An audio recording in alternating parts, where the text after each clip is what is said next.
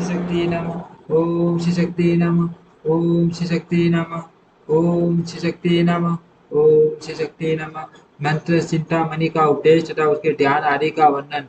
सूत जी कहते हैं, मनुष्य एक समय की बात है, दिवाली देव जगत गुरु भगवान श्री शिव यमुना जी के तट पर बैठे हुए थे। उस समय नारद जी ने उनके चरणों में प्रणाम करके कहा, देव देव महादेव, आप स्वर्गीय जगदीश्वर भगवत धर्म का तत्व जानने वाले तथा श्री कृष्ण मंत्र का ज्ञान रखने वालों में सर्वश्रेष्ठ है। देवेश्वर, यदि मैं सुनने का अधिकारी हो तो कृपा करके मुझे वह मंत्र बताइए जो एक बार के उच्चारण मात्र से मनुष्य को उत्तम फल प्रदान करता है। शिव जी बोले, महाभाग, आपने यह बहुत उत्तम प्रश्न किया। क्यों न हो, आप संपूर्ण जगत के हितैषी जो ठहरे, मैं आपको मंत्र चिंतामणि का उपदेश दे रहा हूँ। यद्यपि वह बहुत ही गोपनीय है तो भी मैं आपसे उसका वर्णन करूंगा। कृष्ण के दो मंत्र अत्यंत उत्तम है उन दोनों को आपको बताता हूँ। मंत्र चिंतामणि, युगल युगल और पंचपदी, ये इन दोनों मंत्रों के प्रयासी नाम है। इनमें पहले मंत्र का प्रथम पद है गोपी जन, द्वितीय पद है बल्लभ, तृतीय पद है सन्नान, चतुर्थ पद है शरणम तथा पंचम पद है प्रवद्य। इस प्रकार गोपी जन वल्लभ भस नान सन्नम प्रपदे मंत्र 5 पदों का है। इसका नाम मंत्र चिंतामणि है। इस महामंत्र में 16 अक्षर हैं। दूसरे मंत्र का स्वरूप इस प्रकार है, नमो गोपी जन। इतना कहकर पुण्य वल्लभा व्यायाम का उच्चारण करना चाहिए। तात्पर्य यह कि नमो गोपी जन वल्लभा व्यायाम के रूप में ये 2 पदों का मंत्र है, जो 10 अक्षरों का बताया गया है। जो मनुष्य सदा या अश्रद्धा से एक बार भी इस पंचपदी पदी का जप कर लेता, उसे निश्चय ही श्री कृष्ण के प्यारे भक्तों का सानिध्य प्राप्त होता है। इसमें तनिक भी संदेह नहीं है। इस मंत्रों को सिद्ध करने के लिए न तो पुनर्स्मरण की अपेक्षा पड़ती है और न न्यास विधान का क्रम भी अपेक्षित है। देश काल का भी कोई नियम नहीं है। हरि और मित्र आदि के शोधन की भी आवश्यकता नहीं है। मुनिवर ब्राह्मण से लेकर सांडाल तक सभी मनुष्य इस मंत्र के अधिकारी हैं। स्त्रियां, शूद्र आदि, जड़, मूक, अनग, पंगु, ऊन, किरात, पुलिंद, पुलकस, आबिर, यवन, कंक एवं खस आदि पाप योनि के डंपी, अहंकारी, पापी, सगुलखोर, गोघाटी, ब्रह्म हत्यारे, माँ पाठक के उप उपाटक के ज्ञान वैराग्यहीन, श्रवण आदि साधनों से रहित तथा अन्य जितने भी निकृष्ट श्रेणी के लोग हैं, उन सबका इस मंत्र में अधिकार है। मनुष्य यदि सर्वेश्वर भगवान श्री कृष्ण में उनकी भक्ति है तो वे सबके सब अधिकारी हैं, अन्यथा नहीं। इसीलिए भगवान में भक्ति न रखने वाले कर्तगण मानी श्रद्धाहीन और नास्तिक को इस मंत्र का उपदेश नहीं देना चाहिए। जो सुनना न चाहता हो अथवा जिसके हृदय में गुरु के प्रति सेवा का भाव न हो, उसे भी यह मंत्र नहीं बताना चाहिए। जो श्री कृष्ण का अन्य भक्त हो, जिसमें दम्भ और लोभ का अभाव हो तथा जो काम और क्रोध से सर्वथा मुक्त हो, उसे यत्नपूर्वक इस मंत्र का उपदेश देना चाहिए। इस मंत्र का ऋषि मैं ही हूँ।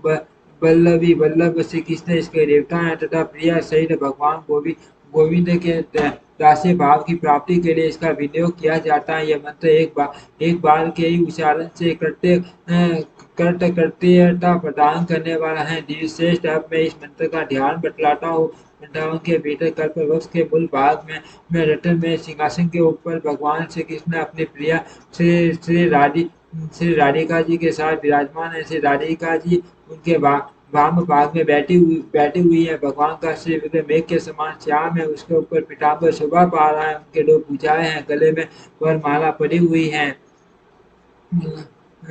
है, मस्तक पर मोरपंख का मुकुट शोभा दे रहा है। मुख कमल करोड़ों चंद्रमाओं की भांति कांतिमान है।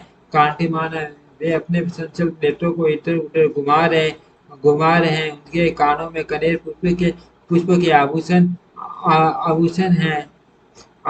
ललाट में दोनों ओर चंदन तथा बीच में कुमकुम बिंदु से तिलक लगाया गया है, जो मंडलाकार जाना पड़ता है। दोनों कुंडलों से प्रकाश वे प्रातःकालीन सूर्य के समान तेजस्वी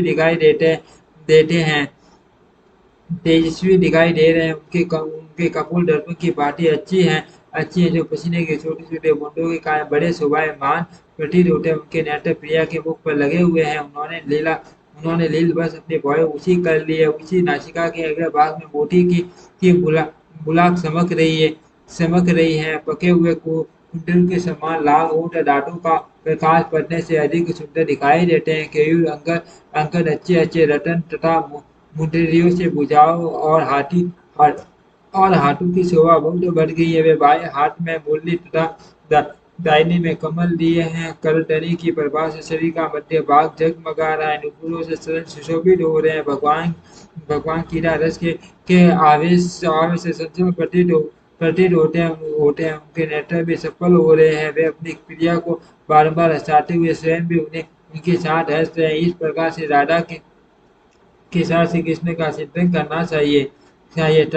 तदंत श्री राधा की सखियों का ध्यान करें। उनकी अवस्था और गुण श्री राधा जी के ही समान है। वे सबर और पंक्ति आगे लेकर अपने स्वामिनी की सेवा में लगी हुई है। नारद जी से कृष्ण प्रिय राधा अपनी चटनी आदि अंतरंग विभूतियों से इस प्रपंच का गोपन संरक्षण करती है। इसीलिए उन्हें गोपी कहते हैं। वे श्री कृष्ण की आराधना में तन्मय होने के कारण राधिका न कहलाते। श्री कृष्ण में होने से ही वे परा देवता हैं। पुण्यत लक्ष्मी स्वरूपा श्री कृष्ण के आदि का मूर्तिमान स्वरूप होने के कारण मनीषी जन उन्हें हाथिनी शक्ति कहते हैं। श्री राधा साक्षात माँ लक्ष्मी और भगवान श्री कृष्ण साक्षात नारायण है। मुनि श्रेष्ठ इनमें थोड़ा सा भी भेद नहीं है। श्री राधा दुर्गा है तो श्री कृष्ण रुद्र हैं। वे सावित्री हैं तो ये साक्षात ब्रह्मा है। अधिक क्या कहा जाए इन दोनों के बिना किसी भी वस्तु की सत्ता नहीं है। इन दोनों के बिना किसी भी वस्तु की सत्ता नहीं है।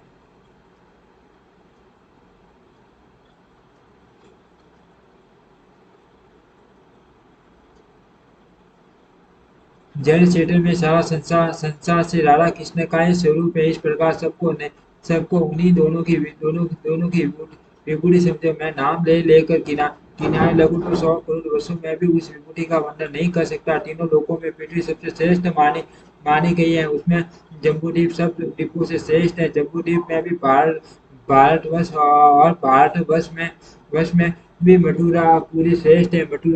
मथुरा में वृंदावन में भी गोपियों का समुदाय। उस समुदाय में भी राधा की सखियों का वर्ग तथा उसमें भी स्वयं श्री राधिका सर्वश्रेष्ठ। श्री कृष्ण के अत्यधिक निकट होने के कारण श्री राधा का महत्व सबकी अपेक्षा अधिक है। पृथ्वी आदि की उत्तरोत्तर श्रेष्ठता का इसके सिवा दूसरा कोई कारण नहीं है। वही ये श्री राधिका है जो गोपी कही गई है। इनकी सखियां ही गोपी जन कहलाती है। इन सखियों के समुदाय के दो प्रियतम हैं। दो ही के प्राणों के स्वामी है श्री राधा और श्री कृष्ण। उन दोनों के शरण ही इस जगत के शरण देने वाले। मैं अत्यंत दुखी जीव हूँ और उन्हीं का आश्रय लेता हूँ। उन्हीं की शरण में पड़ा हूँ। शरण में जाने वाला मैं जो कुछ भी हूँ तथा मेरी कहलाने वाली जो कोई भी वस्तु है वह सब श्री राधा और श्री कृष्ण को ही समर्पित है। सब कुछ उन्हीं के लिए है। उन्हीं की भोग्य वस्तु है। मैं और मेरा कुछ भी नहीं है। विप्र इस प्रकार मैंने थोड़े में गोपी जन वल्लभ वत्सल नान शरणम परबते इस मंत्र के अर्थ का वर्णन किया है। युगलाट न्यास परपति शनागति तथा आत्मसमर्पण ये 5 पर्याय बतलाए गए हैं। साधक को रात दिन आलस्य छोड़कर यहाँ बताए हुए विषय का चिंतन करना चाहिए। ओम श्री शक्ति नमः। ओम श्री शक्ति नमः।